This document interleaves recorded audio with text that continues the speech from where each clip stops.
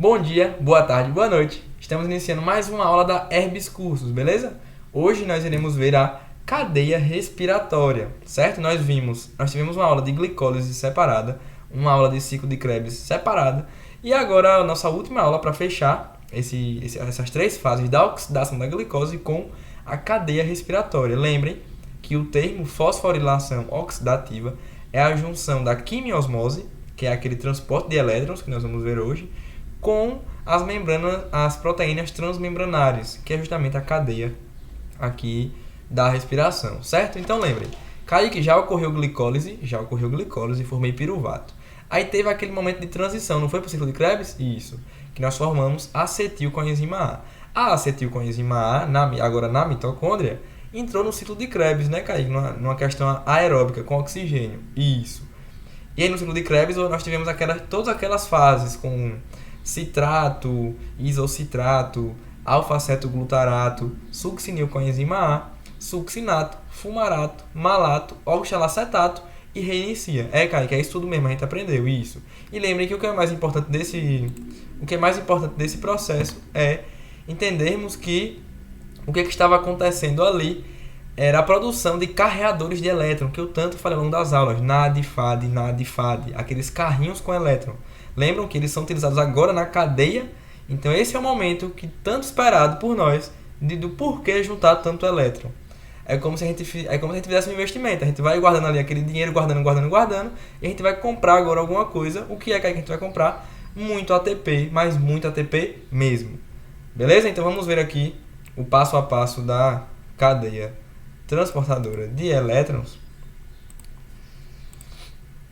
Então, vamos dar início aqui a nossa aula da Herbis Cursos, cadeia transportadora de elétrons, o aprofundamento. Vamos ver primeiro a geração de ATP a partir do NAD e depois a geração de ATP a partir do FAD.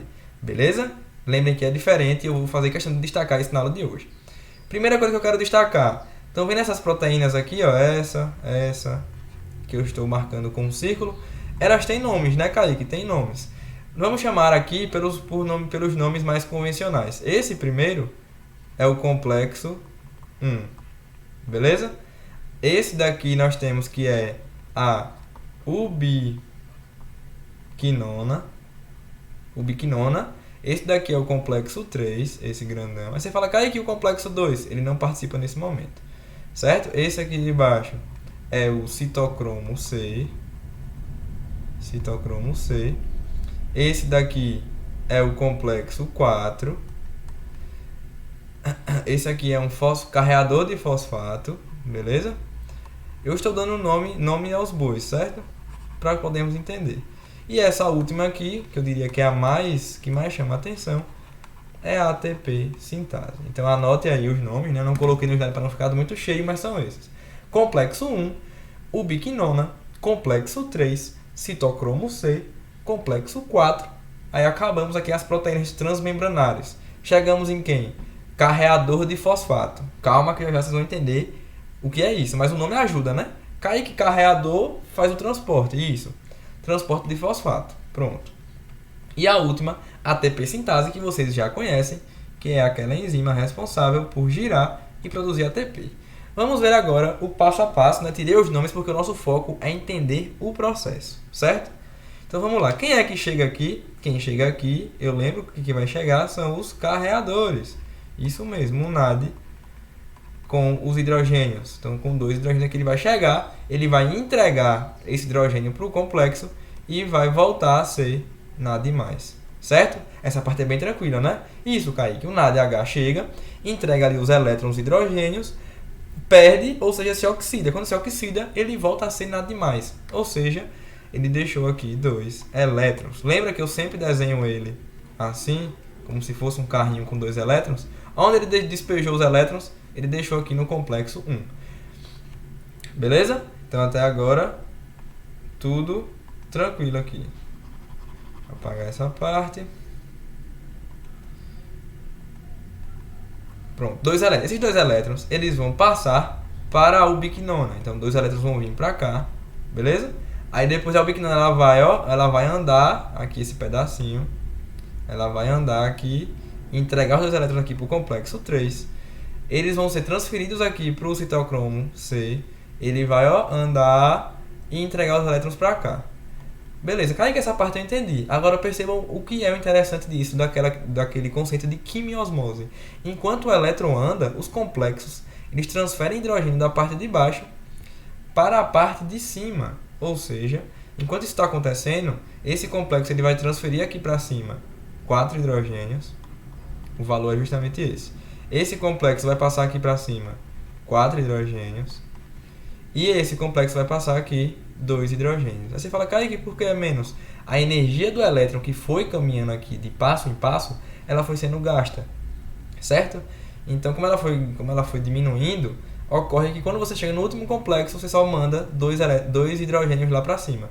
Então, Kaique, eu estou vendo que ao todo aqui foram 4 mais 4 mais 2, 8. Mais 2, 10. Perfeito. Foram 10 hidrogênios para esse espaço intermembrana. Lembre, membrana externa da mitocôndria e membrana interna. Certo? Pronto, Kaique, essa parte eu entendi. E aí, esses elétrons aqui, que chegam no complexo 4 no último, lembram quem é o aceptor final de elétrons? O oxigênio. Perfeito. Esses elétrons vão ser aqui aderidos ao oxigênio para ter a formação da água. Lembram disso? O oxigênio, quando pegar os elétrons, ele vai ficar mais negativo, vai se juntar aqui com o hidrogênio e vai formar água. Lembre que é só meia molécula de oxigênio, né? Então é 1/2.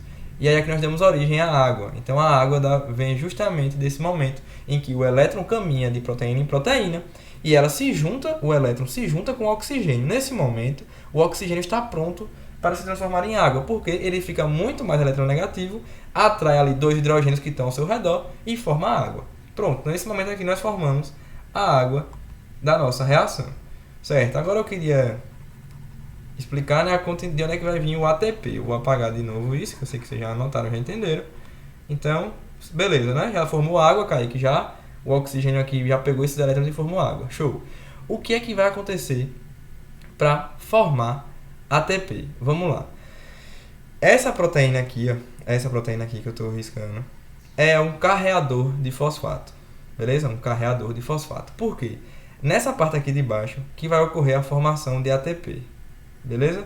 Eu tenho lá embaixo a molécula de ADP. Só que a gente quer que forme ATP. Ou seja, eu tenho 2 fosfatos. É adenosina difosfato. 2 fosfatos. Kaique, está faltando um fosfato. Isso.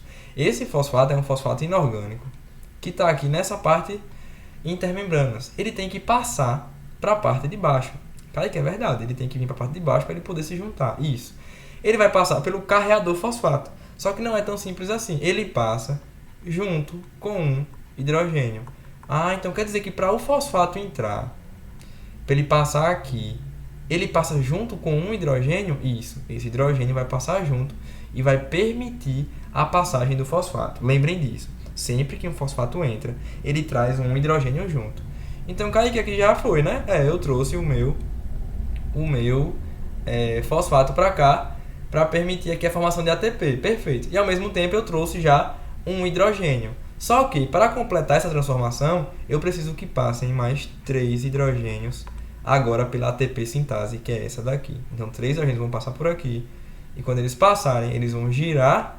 Lembram? Que é igual a porta do banco. Vão girar essa proteína. Quando girar, essas 2 moléculas aqui vão se unir e vão dar origem ao... Vou botar para cá. Vão dar origem ao ATP.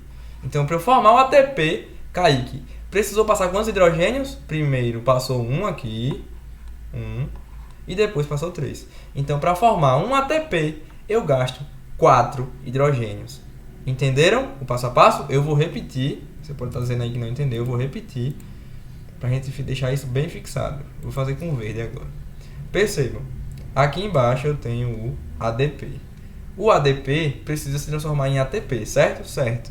Só que precisa que chegue um fosfato inorgânico. O fosfato ele fica nessa região aqui, ó, intermembranas, certo? Não lá dentro da mitocôndria, nessa parte aqui. Para ele entrar, ele entra acoplado com um hidrogênio. Então, para ele entrar, para passar para cá, um hidrogênio também vai vir junto. Kaique, então quer dizer que eu vou passar o fosfato? Vou passar o fosfato. Só que para ele vir, esse hidrogênio veio junto. Então já gastei um hidrogênio. Só que para a enzima ATP sintase funcionar, que é essa aqui do lado, eu preciso que passem 3 hidrogênios por ela.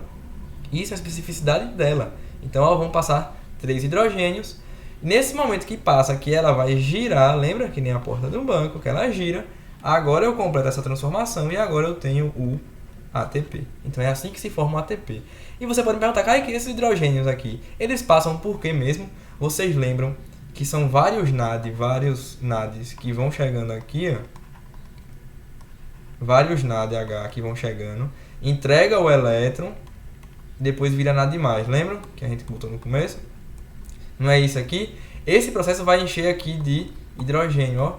Muito, mas muito hidrogênio. Lembram? 4, 2. Só que imagine isso várias e várias vezes, porque lembrem, nós não produzimos só um NAD, nós produzimos vários NADs. Então são vários hidrogênios aqui em cima. Essa parte fica muito positiva. Lembram disso? Os opostos se atraem? Muito positiva. E a parte de baixo, Kaique, fica muito negativa. Ó, setinha, muito negativa. Então o positivo aqui, ele vai atrair o negativo e o hidrogênio vai ter a tendência de ser atraído aqui para baixo, porque a carga positiva é atraída pela carga negativa. Então quer dizer que o hidrogênio, por essa diferença química e elétrica, ele vai tender a passar pela ATP sintase, e isso, quando ele passa pela ATP sintase, ele forma o ATP. E percebam que para formar o ATP eu gastei 4 hidrogênios. Estão vendo aqui? Eu gastei esses 3, ó, e esse daqui. Então, ao todo foram 4 hidrogênios. Kaique, como é mesmo? Você gasta 1 para passar um fosfato e depois gasta 3 para passar pela enzima ATP sintase. Nesse momento, entraram aqui 4 hidrogênios para o lado de cá e eu formei o nosso ATP. E é assim que você gera ATP a partir do NAD. Perceberam como, assim, é um pouquinho complexo, mas que dá para entender? Então, Kaique, agora eu entendi. O elétron foi passando, enquanto isso o hidrogênio era jogado para cima, né? Esse complexo joga 4, esse 4 e esse 2, então ao todo dá 10. Isso. Então cada NAD vai liberar 10 hidrogênios ali em cima. Depois de 4 em 4, eles vão voltando. Enquanto isso gera ATP. Perfeito. Beleza? Então eu deixei aqui um slide em branco para a gente ver justamente isso. Ó. Cada NAD, né? Vou botar aqui. Para cada... Eu sei que minha letra é feia, viu, pessoal? Eu imagino que alguém já deve ter percebido. Para cada NAD H2 que a gente passa ali, vocês perceberam que eu vou mandar quantos?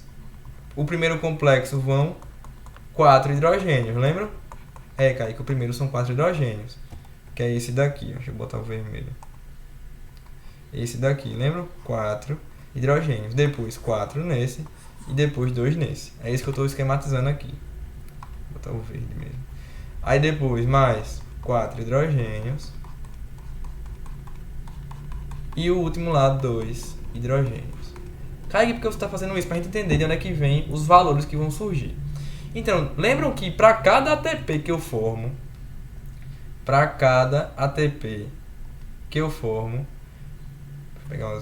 para cada ATP que eu formo aqui embaixo, passou quantos hidrogênios mesmo? Passou um hidrogênio pela carreadora de fosfato, porque ele trouxe o fosfato, e passou 3 hidrogênios pela ATP sintase para poder girar ela e ela terminar aquela reação. Kaique.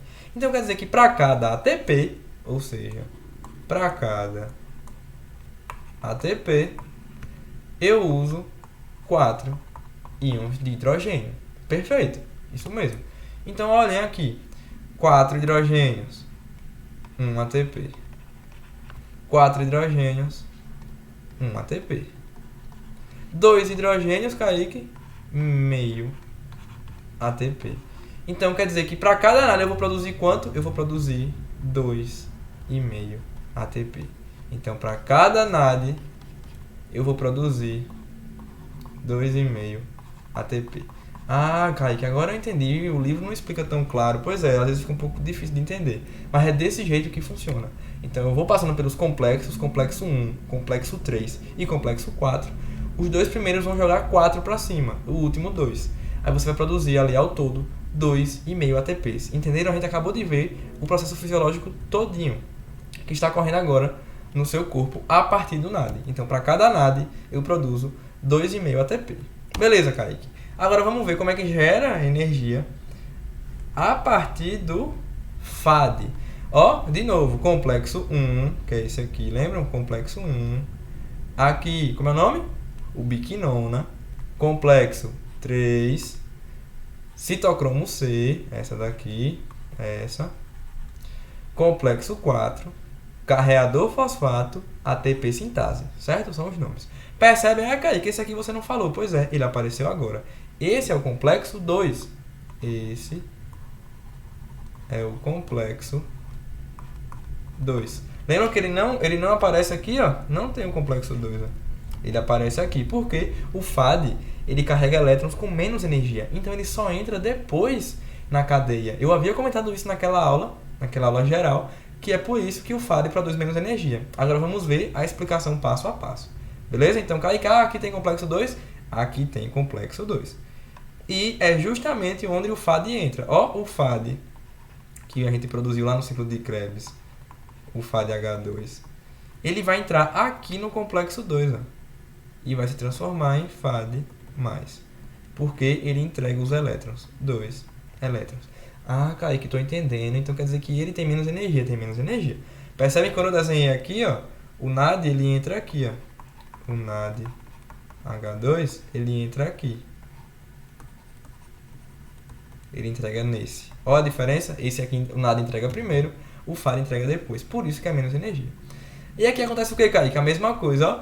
2 elétrons vai passar para cá. 2 elétrons. Vão caminhar aqui. Cheguei com 2 elétrons. Vai o quê? Ó, liberar 4 hidrogênios. 2 elétrons aqui na citocromo C. Ele vai caminhar. Entreguei 2 elétrons. E agora 2 hidrogênios. É tipo uma batata quente. Não sei se todo mundo sabe o que é batata quente. É aquela brincadeira que pega uma batata pegando fogo, né? Muito quente. E vai passando na mão de todo mundo. Passando na mão rápido. É, por exemplo, isso. Então, os elétrons seriam a batata quente.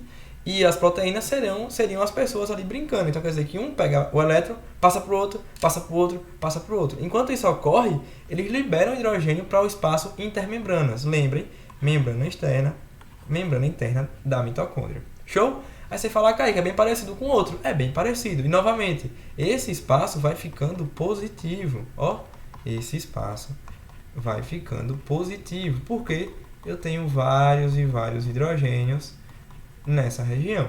E a parte de baixo vai ficando o quê? Vai ficando negativa. Isso é importante? Isso é importante, sim. Como nós havíamos visto, vamos ver de novo. Kaique, aqui embaixo tem o ADP, né? Que eu lembro? Isso, tem o ADP. Só que eu quero o ATP. Tá faltando um fosfato inorgânico que está aqui em cima.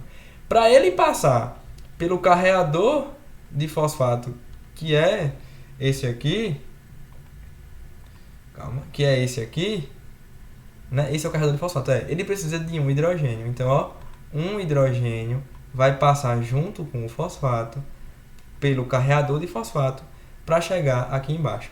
Quando chega aqui embaixo, o fosfato inorgânico passou e eu também passei esse hidrogênio aqui. Mas, cara, eu lembro que precisam de mais 3, né? Para a proteína funcionar, ATP sintase, isso. Para a ATP sintase funcionar, eu preciso que passem 3 hidrogênios para ela poder girar. Aí, quando ela gira, esse processo aqui ele é concluído e eu formo o ATP. Isso. Perfeito. Igualzinho o outro, esse momento, né? Esse momento realmente é igual. Então, o fosfato inorgânico, ele só consegue passar para baixo pelo carreador de fosfato, que é a proteína, com o auxílio do hidrogênio. É como o hidrogênio pega na mão do fosfato e eles vão de mão dadas ali, atravessando a membrana interna. Certo, Kaique? E aí? Já acabou? Não. Precisa que para a ATP sintase, que é essa proteína que gira, ela precisa de mais 3 hidrogênios. Então, 3 hidrogênios vão passar por ela. Quando eles passam, eles giram ela. Quando isso ocorre, você produz o ATP, você termina a transformação. Então, eu gastei quantos? Eu gastei 1 para passar o fosfato e gastei 3 para girar. Ao todo, eu gastei 4 hidrogênios. Ah, então quer dizer que aqui também são 4 hidrogênios para formar um ATP. Aqui também são 4 hidrogênios para formar um ATP. E vamos de novo fazer a nossa análise. Percebem que foram quantos produzidos? Foram quantos aqui para cada FAD? Eu joguei lá para cima. 6 hidrogênios. No NAD foram 10, ó, tá vendo? 4 mais 4, 8 mais 2, 10. Aqui não, aqui foram 6. Então eu produzi, né, para cada FAD-H2, nós liberamos ali para o espaço intermembrana, primeiro 4 hidrogênios com o complexo 3 e depois com o complexo 4, 2 hidrogênios. Lembram que para cada ATP eu gasto 4 hidrogênios?